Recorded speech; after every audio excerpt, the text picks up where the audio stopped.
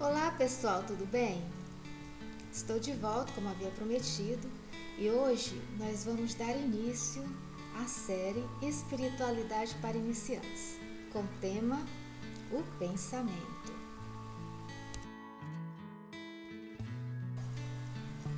Dentro dos círculos filosóficos, este é um assunto bastante discutido, até mesmo porque não existe um consenso sobre sua real definição. É também objeto de estudo da psicologia, da lógica e da logosofia. Como podem ver, falar sobre o pensamento é tão complexo quanto o próprio pensamento. No entanto, o entendimento acerca de sua natureza e características torna-se imprescindível para quem deseja dar um pontapé inicial no caminho do autoconhecimento. E para quem deseja conhecer um pouco mais acerca das realidades que estão além do véu desse mundo de terceira dimensão. Antes de darmos início ao assunto, vamos raciocinar um pouco sobre as seguintes situações.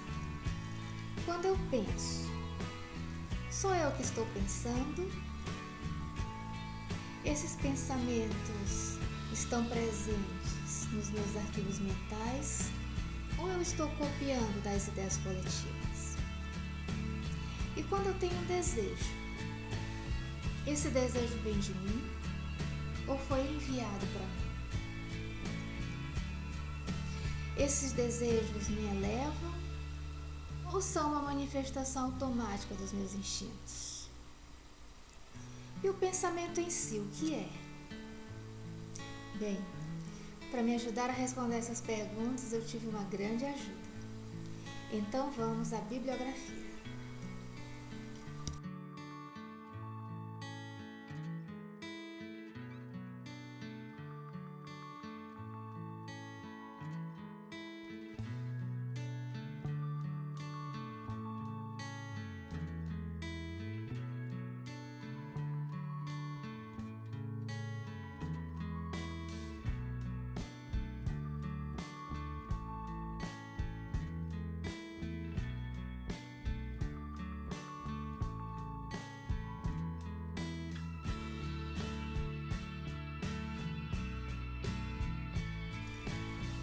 E o primeiro conceito vem do escritor Sebastião Camargo. É uma expressão do potencial da consciência assessorada pela inteligência intelectual, inteligência emocional e inteligência espiritual. A inteligência seria então um atributo do espírito, a atividade intelectual do espírito. Portanto, todo pensamento tem origem no espírito e pode expressar-se através da inteligência intelectual, emocional e espiritual. E qual é a sua natureza? De que são feitos os pensamentos? Segundo André Luiz, em sua obra Mecanismos da Mediunidade, os pensamentos são formações corpusculares com bases nos sistemas atômicos em diferentes condições vibratórias, considerando os átomos, tanto no plano físico quanto no plano mental, como associações de cargas positivas e negativas. Bem, deixa eu ver se eu entendi. Então, pensamento é matéria. Bem, de acordo com o Espiritismo, o pensamento, como essência, é um atributo do espírito. Neste caso, ele não pode ser considerado matéria. Mas acontece que ele é utilizado também no sentido material quando entram em cena os processos mentais. Então, o pensamento não é meramente uma expressão material e energética. Em essência, ele não é material, mas em sua manifestação, ele é sim material. Outros autores, como o teósofo Charles Webster Leadbeater, concordam que o pensamento possui uma natureza material e pode manifestar-se ao clarividente como uma vibração sob diferentes formas. Essas formas podem ser complexas ou simples, com diferentes tipos de densidades. E falando em pensamento em termos de vibração, podemos assegurar com absoluta certeza que as ondas mentais podem sim penetrar a mente de outras pessoas, dependendo da força e da nitidez do pensamento original. Agora vamos falar um pouco sobre suas propriedades.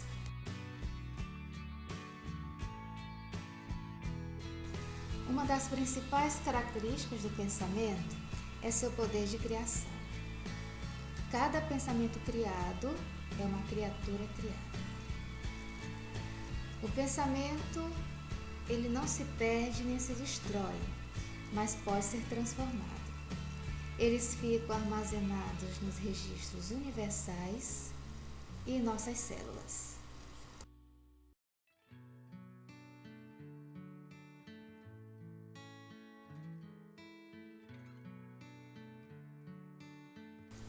Quando pensamos, toda a nossa estrutura vibracional é alterada e o nosso universo mental começa a ser reorganizado.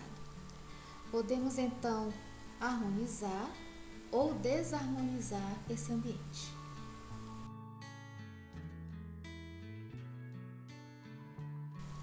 O pensamento viaja pelo espaço através de ondas que chamamos ondas mentais.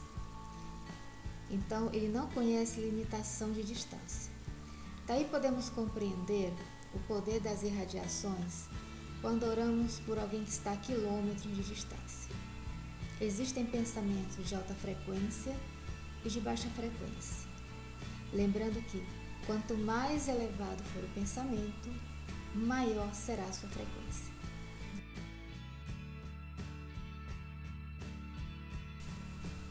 É o que André Luiz chama de correntes mentais. E essas correntes mentais formam um campo magnético ao nosso redor. Se ele é magnético, isso significa que ele atrairá para a nossa estrutura vibracional pensamentos de mesmo teor energético.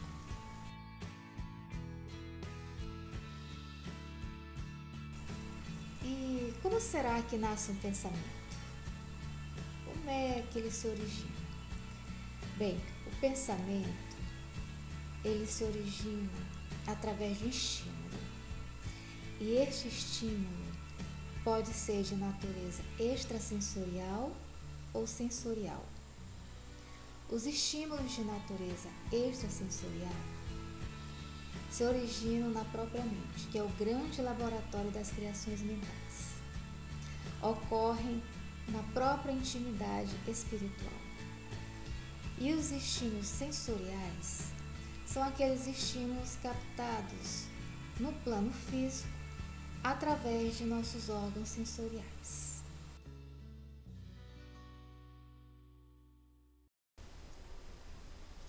Para que um pensamento seja criado, é necessário que ocorra primeiro um estímulo.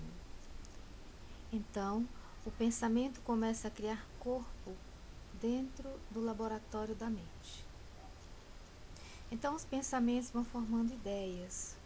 As emoções, o desejo, a intenção vão enriquecer e dar valor e vida a essas ideias. O cérebro, que é um computador biológico de altíssima complexidade, transmite essas impressões ao corpo físico através da glândula pineal. As palavras vão projetá-las e as ações são concretizadas. Mas atenção, mesmo que eu não verbalize, eu já pratiquei a ação pelo ato de pensar. As ações existem em forma potencial, pois se concretizam em formas-pensamento. Segundo a teosofia, formas-pensamentos são criações mentais que utilizam a matéria do plano astral para compor as características de acordo com a natureza do pensamento. Essas formas-pensamento tornam-se entidades vivas que permanecem ao nosso redor. Elas se revestem de sua essência elemental, que é um tipo de essência viva, mas não inteligente, que é inerente a cada elemento ou parte inerente de cada substância física. Ou seja, os pensamentos são formas de vida semi-inteligentes. Essas formas pensamento ou correntes mentais, como também são conhecidas, nos transformam em agentes de indução. E essa indução pode ser construtiva ou destrutiva. Gente, olha só quanta coisa podemos aprender sobre o pensamento, né? Mas afinal de contas, qual é o lado prático de tudo isso? Como eu poderei introduzir esses conhecimentos em minha vida? Com o pensamento, nós podemos criar a nossa realidade. Isso é fato incontestável. Através do pensamento, nós podemos criar o nosso céu ou o nosso inferno. E ainda passamos a ser agente de indução na vida das pessoas. Então, nós poderemos ser luz ou trevas na vida de nosso semelhante.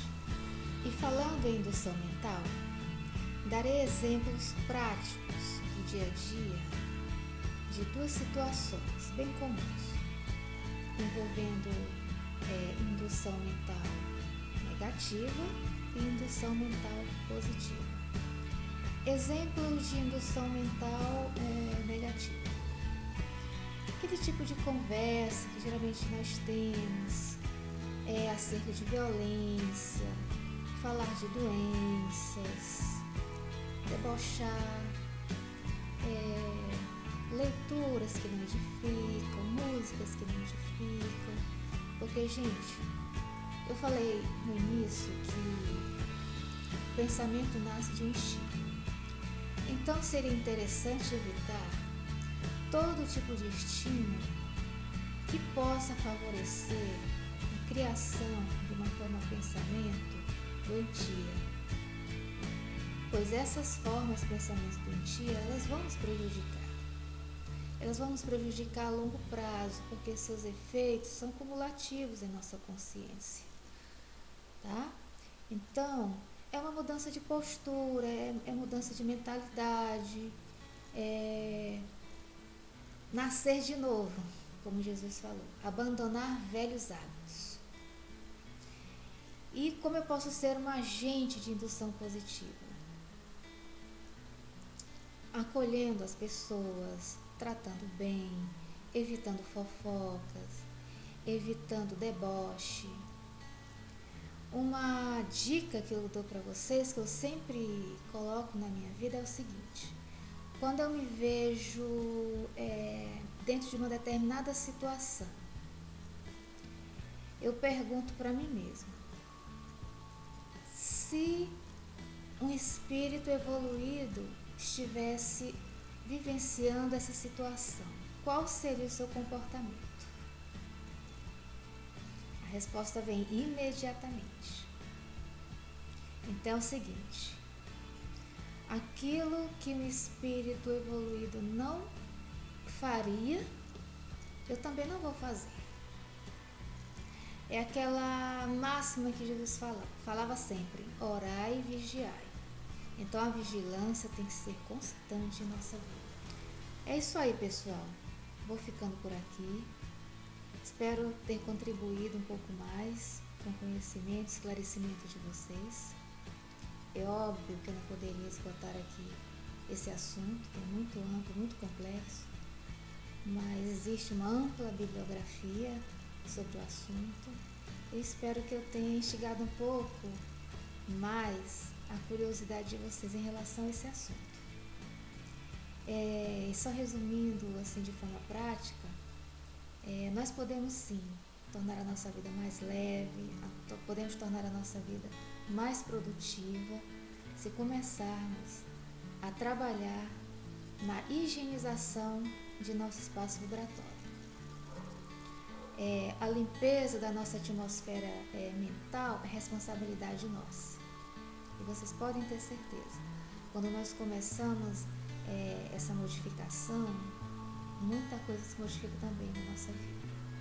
Nós começamos a atrair situações e pessoas que vão agregar cada vez mais em termos de valores para o nosso crescimento espiritual, social, e a gente só tem a ganhar, tá? Com o esclarecimento.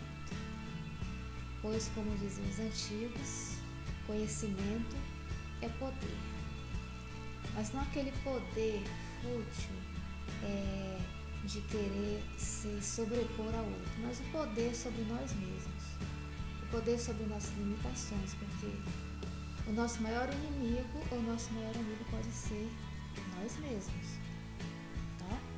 Dependendo da maneira como você conduz a sua vida. Desde já eu agradeço.